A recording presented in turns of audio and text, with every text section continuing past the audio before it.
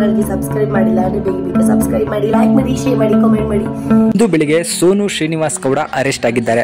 So ನಿಮಗೆ ಎಲ್ರಿಗೂ ತಿಳಿದಿರೋ ಹಾಗೆ ಒಂದು ಮಗುವನ್ನು ದತ್ತು ಪಡ್ಕೊಂಡಿದ್ದೀನಿ ಅಂತ ಹೇಳಿ ಯೂಟ್ಯೂಬಲ್ಲಿ ಇವರು ಅಫಿಷಿಯಲ್ ಆಗಿ ಅನೌನ್ಸ್ ಮಾಡಿದ್ರು. ಅದರ ಜೊತೆಗೆ ಆ ಮಗುವನ್ನು ಯೂಸ್ ಮಾಡಿಕೊಂಡು ಹಲವಾರು ವಿಡಿಯೋಗಳನ್ನ ಹಾಕಿದ್ರು. ಅದು ಲಕ್ಷಾಂತರ ವ್ಯೂಸ್ ಆಗಿ ಅದರಿಂದ ದುಡ್ಡನ್ನು ಕಮಾಯಿಸುವಂತಹ ಕೆಲಸವನ್ನು ಸೋನು ಶ್ರೀನಿವಾಸ್ ಗೌಡ ಮಾಡ್ತಿದ್ರು. ಈಗ ಆ ದುಡ್ಡು ಕಮಾಯಿಸುವಂತಹ ಒಂದು ರೇಂಜಿಗೆ ಕುತ್ತು ಬಂದಿದೆ. ಹೌದು, ಇಷ್ಟು ದಿನಗಳ ಕಾಲ ಬಿಗ್ ಬಾಸ್ಗೆ ಹೋಗೋಕ್ಕೂ ಮೊದಲು ಸೋನು ಶ್ರೀನಿವಾಸ್ ಗೌಡ ಬಟ್ಟೆಗಳನ್ನ ಬಿಚ್ಕೊಂಡು ಜನಗಳಿಗೆ ತೋರಿಸಿ ಕೆಟ್ಟದಾಗಿ ದುಡ್ಡನ್ನು ಸಂಪಾದನೆ ಮಾಡ್ತಿದ್ಲು. ಆ ಫೇಮಿಂದ ಅವಳು ಬಿಗ್ ಬಾಸ್ಗೆ ಕೂಡ ಹೋದ್ಲು. ಜನ ಕೂಡ ಅಲ್ಲಿ ಕ್ಯಾಕರ್ಸಿ ಮಕ್ಕಕ್ಕೆ ಹೋಗ್ತರು. ಇದಾದ ನಂತರ ಹೊರಗಡೆ ಬಂದಂತಹ ಸೋನು ಶ್ರೀನಿವಾಸ್ ಗೌಡ ಈಗ ಒಂದು ಉತ್ತರ ಕರ್ನಾಟಕದ ಒಂದು ಹುಡುಗಿ ಸೇವಂತಿ ಅಂತ ಹೇಳಿ ಹುಡುಗಿನ ದತ್ತುವನ್ನು ಪಡ್ಕೊಂಡು ಆ ಹುಡುಗಿನ ಯೂಸ್ ಮಾಡಿಕೊಂಡು ಯೂಟ್ಯೂಬಲ್ಲಿ ವಿಡಿಯೋಗಳನ್ನ ಹಾಕ್ತಾಯಿದ್ರು.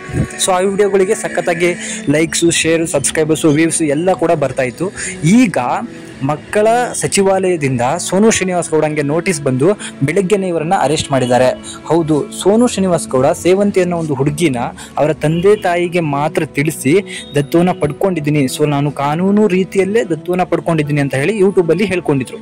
ಇದನ್ನು ಚೆಕ್ ಮಾಡಿದಂತಹ ಆ ಇಲಾಖೆಯ ಕೆಲವು ಹೆಣ್ಣು ಮಕ್ಕಳು ಅದನ್ನು ನೋಡಿದರೆ ಪ್ರೊಸೀಜರ್ ಪ್ರಕಾರ ಇವರು ದತ್ತುವನ್ನು ಪಡ್ಕೊಂಡಿಲ್ಲ, ಇವರಿಗೆ ಯಾವ ರೀತಿ ಬೇಕು ಅಂದರೆ ತಂದೆ ತಾಯಿಗಳಿಗೆ ದುಡ್ಡು ಕೊಟ್ಟು ಅಥವಾ ಅವರಿಗೆ ಮನಸ್ಸಿ ಹೋಲ್ಸೋ ಏನೋ ಒಟ್ಟಿನಲ್ಲಿ ಅದು ಹುಡುಗಿನ ಕರ್ಕೊಂಡ್ಬಂದಿದ್ದಾರೆ. ಸೊ ಇದನ್ನೆಲ್ಲ ಚೆಕ್ ಮಾಡಿದಾಗ ಅವ್ರಿಗೆ ಗೊತ್ತಾಗುತ್ತೆ ಸೋನು ಶ್ರೀನಿವಾಸ್ ಗೌಡಂಗೆ ಈಗ 24-25 ವರ್ಷ ಅಂತ.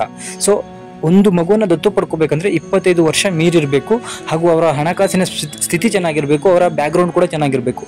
ಇದನ್ನೆಲ್ಲ ಚೆಕ್ ಮಾಡಿಬಿಟ್ಟು ಕೊಡ್ತಾರೆ ಹೊರತು ಇದನ್ನು ಚೆಕ್ ಮಾಡೋದು ಕೇವಲ ಆ ಇಲಾಖೆಯವರೆಲ್ಲ ಜಿಲ್ಲಾಧಿಕಾರಿಗಳು ಹಾಗೂ ವರಿಷ್ಠಾಧಿಕಾರಿಗಳು ಇರ್ತಾರೆ. ಅವರು ಚೆಕ್ ಮಾಡಿಬಿಟ್ಟು ಇವರ ಬ್ಯಾಕ್ಗ್ರೌಂಡ್ ಎಲ್ಲ ಚೆಕ್ ಮಾಡಿ ಇದಕ್ಕೆ ಹಲವಾರು ತಿಂಗಳುಗಳ ಪ್ರೊಸೀಜರ್ ಕೂಡ ಇದೆ. ಆದರೆ ಇವನ್ನೆಲ್ಲ ಬಿಟ್ಟು ಸೋನು ಶ್ರೀನಿವಾಸ್ ಗೌಡ ಕೇವಲ ವಿಡಿಯೋಗೋಸ್ಕರ, ಸೊ ಅವಳನ್ನು ಯೂಸ್ ಮಾಡಿಕೊಂಡು ಕೆಲವು ವಿಡಿಯೋಗಳನ್ನ ಅದಕ್ಕೂ ಮೊದಲು ಮಾಡಿದ್ಲು, ಅದಕ್ಕೆ ಬರ್ತಿರೋ ವ್ಯೂಸನ್ನು ನೋಡಿಬಿಟ್ಟು ಇವಳನ್ನು ನಾನು ದತ್ತು ತೊಗೊತೀನಿ ಅಂತ ಹೇಳಿ ಕಾನೂನು ಬಾಹಿರವಾಗಿ ದತ್ತುವನ್ನು ತಗೊಂಡು ಇವಾಗ ಜೈಲಿನಲ್ಲಿ ಮುದ್ದೆ ಮುರಿಯುವಂತಹ ಕೆಲಸಕ್ಕೆ ಬಂದ್ಬಿಟ್ಟಿದ್ದಾರೆ.